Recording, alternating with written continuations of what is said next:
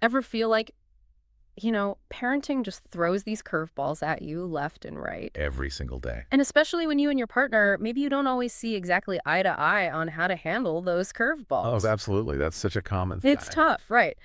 But, good news is you all have sent us some really fantastic tips on navigating those tricky parenting disagreements. Yes. So we're going to dive deep into those today. We're going to get some clarity, some actionable steps, all that good stuff. Ready? I'm ready. Let's do it. Let's go. And the first tip, really zeroes in on this idea of projecting a united front. Yes. Now, I know that sounds like almost impossible when you're in the middle of, a heated cookie debate or something. Right. Like, who knew that dessert could be so controversial, right? Right. It's like the bedtime, the snacks, the screen time. These are the battlegrounds. Exactly. But here's the thing. Even if we behind closed doors, don't always agree on how we're going to handle these things, kids really do pick up on that sense of unity. They do. Yeah. And it's so important because, I mean, think about it for kids.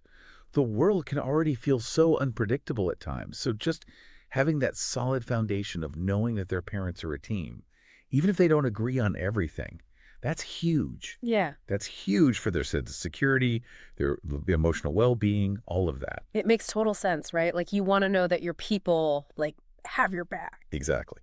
So, okay, we're on the same page about presenting that united front, but what happens when those disagreements inevitably pop up? Right, because they do. Because they will, yeah. Well, that's where the how we disagree becomes really crucial. And you probably already guessed it, but respectful disagreement. That's the next one on our list. Okay. And it's really about shifting from that mindset of I need to win this argument to I want to understand where you're coming from. That's huge. Right. Because sometimes, I'll be honest, it does feel like a competition. It does. Like, I'm right, but you're right. Like, listening to actually understand, not just to wait for my turn to talk. Yeah. That changes everything. It really does. Yeah. It really does.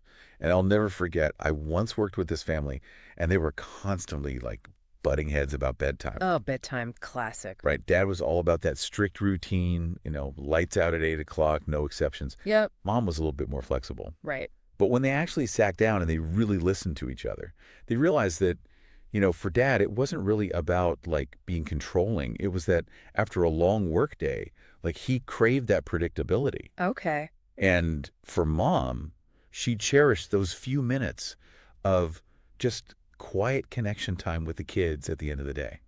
That's such a good point. And it makes, you would never know that if you didn't actually get to the root of it. Exactly. Exactly. And that's what I mean about it's not about one person being right. Mhm. It's about finding a way to honor both of your needs, your perspectives, all of that. Which kind of brings us to, I think, the other big C word here, compromise. And I'll admit, for the longest time, compromise to me felt like losing. Like if I was compromising, I wasn't getting my way. But what I've learned is it's more like, how do you take the best parts of both of your ideas and create something even better? I love that. It's like you're blending your parenting styles, right? Yes. Yeah. And speaking of blending, one of the tips that really resonated with me was about open communication. Yeah. And not just in the heat of the moment when you're disagreeing, but as an ongoing thing. Oh, absolutely. It's like that saying, the best time to plant a tree was 20 years ago. The second best time is today. Yes. Right. Like having those conversations before the big parenting dilemmas hit, that's a game changer. 100%. Because you've already, talked about your values, what's important to you as parents, Yeah. Your priorities. Right. And then all those smaller decisions along the way, those become so much easier to navigate because you've already laid that groundwork. Yeah, like you've got that shared compass already. Exactly. You know where you're going. But here's the thing, even with the best laid plans, right? Kids grow, things change, which is why this last tip is so important. Being open to evolving your approaches. Yes. Yes. 1,000 times yes. Because what works for a toddler might not fly with a preteen, No, right? tell me about it. My daughter, when she was little, bedtime stories, non-negotiable, had to happen. Now it's gotta catch up with my friends online, and then lights out. It's a whole different ball game. And that's okay. Okay. That's the thing. It's about being able to adapt. Yes. Right? Yeah. Finding new ways to connect and support her changing needs as she grows. Okay, so as we kind of wrap up this deep dive here, I'm curious, what's one small step that you listening can take today to create a more open, more empathetic space for discussing these parenting decisions with your partner?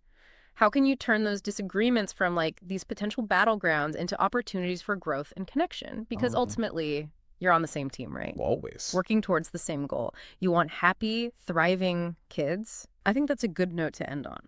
I think so too. Yeah.